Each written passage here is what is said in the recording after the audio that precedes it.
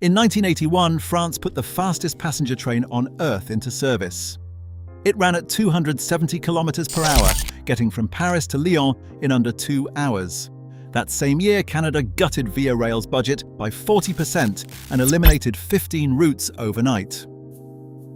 Same decade, same question about the future of rail, but opposite answers. What followed in Canada was not natural decline.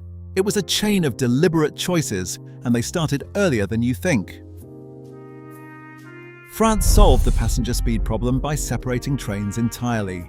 The new LGV Sud-Est operated on a dedicated right-of-way, meaning passenger trains never had to wait behind slow cargo. Across the Atlantic, the Canadian government chose a different path. Instead of building new lines, Ottawa treated passenger service as a financial drain. Transport Minister Jean-Luc Pépin signed Order in Council PC 1981-2171, stripping 40% of the funding from the newly formed VIA Rail. Long-distance lines like the Transcontinental Supercontinental and the Atlantic Limited vanished from the map, leaving 1,600 workers laid off and over 1 million passengers stranded without service. The sudden retreat reflected a deliberate policy shift that set Canada on a path where moving people was secondary to cutting costs, leaving passenger trains to fight for space on tracks owned by freight companies. In 1967, the federal government passed the National Transportation Act, establishing a legal framework that officially categorized passenger rail as an economic loser. Under this policy, the private operators, Canadian National and Canadian Pacific, could petition to abandon passenger routes entirely. If the state forced them to continue running these unprofitable lines in the public interest, federal subsidies would cover up to 80% of the operating losses. Meanwhile, Ottawa directed its primary transportation investments elsewhere, pouring massive capital into the newly completed Trans-Canada Highway, municipal airport expansions, and the state-owned Air Canada. By positioning driving and flying as the preferred networks for Canadian mobility, lawmakers left the railways starving for modernization. CN&CP rapidly filed applications to abandon their passenger lines, cementing a regulatory philosophy where moving people by rail was no longer a nation-building project, but a liability to be managed. Montreal's Windsor Station, designed by Bruce Price in 1889, stood as a massive stone monument to Canada's early confidence. Vancouver's Pacific Central Station in 1919 and Toronto's Union Station in 1927 carried this grand civic ambition across the continent. These terminals were built as public palaces, anchoring the centers of growing cities. But as federal policy turned away from rail, this physical network slowly dissolved. After 1960, companies demolished hundreds of smaller municipal stations, replacing them with basic shelters or leaving empty gravel lots. In September 1970, the retreat from civic beauty became literal. Canadian Pacific announced a plan to demolish Windsor Station to erect a 60-story office tower in its place. The landmark only survived because of a fierce public campaign and local citizen opposition, as strong federal preservation laws did not exist. This near destruction made it obvious that Canada had stopped building grand public portals, leaving its architectural heritage to the demands of the real estate market. In January 1977, Prime Minister Pierre Trudeau attempted to halt the collapse of passenger transport by establishing Via Rail as a new Crown corporation. The plan, modelled after the creation of Amtrak in the United States 6 years earlier, aimed to separate passenger operations from the private networks of Canadian National and Canadian Pacific. By taking over these services, the federal government hoped to preserve a national network under a single public banner. Yet this rescue was compromised from its inception. While Via Rail assumed responsibility for passenger travel, it inherited a fleet of aging locomotives and worn-out coaches. More importantly, the new corporation did not acquire the physical tracks. CN&CP retained ownership of the steel rails, leaving the new public carrier as a guest on private property. From its first day, VIA Rail had to negotiate for track time with freight companies that prioritized their own cargo. This structural design meant that the national passenger service was dependent on freight railways from the start.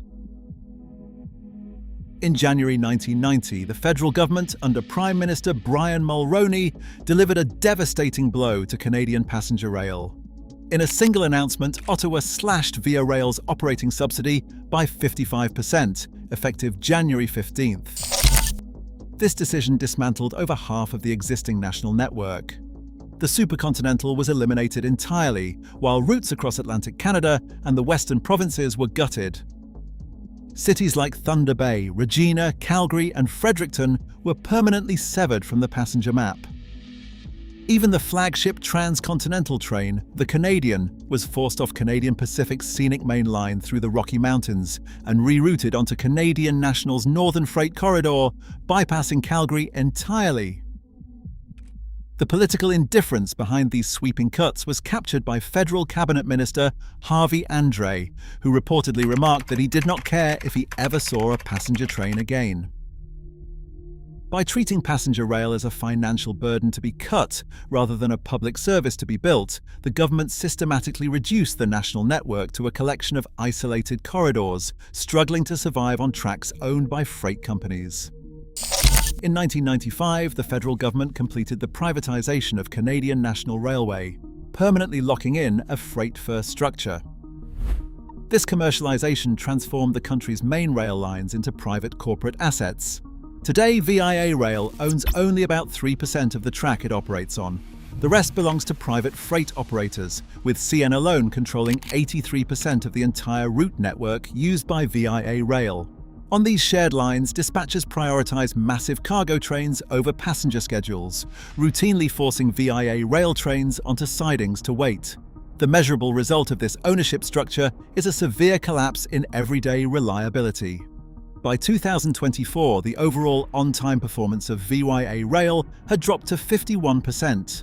By the third quarter of 2025, that number fell to just 33%. When a national passenger service operates strictly as a guest on private infrastructure, reliable schedules become impossible to maintain, leaving millions of travelers to pay the price for corporate freight priorities. By 2024, Europe's high-speed rail network had grown to more than 8,500 kilometers, with standard passenger services reaching speeds up to 320 kilometers per hour. In Canada, progress looked very different.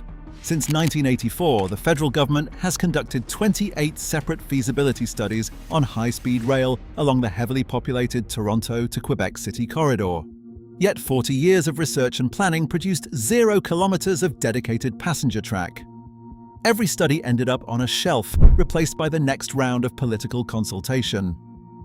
The latest iteration is the 2025 ALTO proposal, a massive project estimated to cost between $60 billion and $90 billion.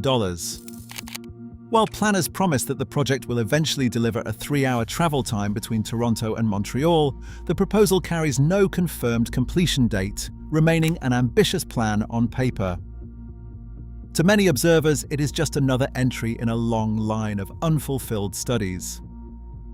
This hypothetical 3-hour target stands in sharp contrast to Canada's actual operational history. In the 1970s, passengers could complete the trip between Toronto and Montreal in just 4 hours. Today, because of heavy freight track congestion and the legacy of deferred investment, the exact same trip regularly takes over 5 hours. A modern fast passenger network was never technically impossible or out of reach. European countries built theirs decades ago, proving the technology worked. In Canada, speed was simply a choice that political leaders repeatedly deferred, treating fast passenger transport as an expensive problem to reduce rather than public infrastructure to build. Today, Canada's quiet tracks are not a historical accident, but a continuous choice. As other nations build for the future, we still treat passenger rail as a burden to manage rather than a public duty. Does Canada still believe its people are worth building for? Share your thoughts below.